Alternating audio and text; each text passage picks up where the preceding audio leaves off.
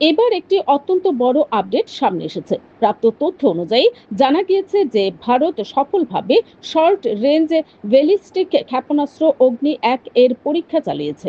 ইতিমধ্যেই প্রতিরক্ষা মন্ত্রক শুক্রবার জানিয়েছে যে উড়িষ্যার চাঁদিপুরের ইন্টিগ্রেটেড টেস্ট রেঞ্জ থেকে স্বল্প পাল্লার ব্যালিস্টিক ক্ষেপণাস্ত্র অগ্নি 1 এর সফল পরীক্ষা চালানো হয়েছে। এই পরীক্ষার সময় ক্ষেপণাস্ত্রটির সমস্ত পরিচালনগত এবং প্রযুক্তিগত প্যারামিটার যাচাই করা হয়েছে।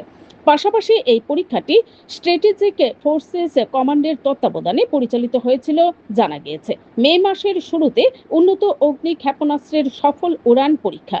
জানিয়ে রাখি যে চলতি মাসের শুরুতে ভারত উড়িষ্যার ডক্টর এপিজে আব্দুল কালাম দ্বীপ থেকে মাল্টিপল ইন্ডিপেন্ডেন্টলি টার্গেটেড রি এন্ট্রি ভেহিকেল সিস্টেম সহ একটি উন্নত অগ্নি ক্ষেপণাস্ত্রের সফল উড়ান পরীক্ষা সম্পন্ন করেছে। প্রাপ্ত তথ্য অনুযায়ী ডিআরডিও ভারত মহাসাগরীয় অঞ্চলের একটি বিশাল ভৌগোলিক এলাকা জুড়ে ছড়িয়ে থাকা বিভিন্ন লক্ষ্যবস্তুকে নিশানা করে একাধিক পেলুড সহ অগ্নি ক্ষেপণাস্ত্রের পরীক্ষামূলক উৎক্ষেপণ করেছে। Bureau report, BTV Tripura news.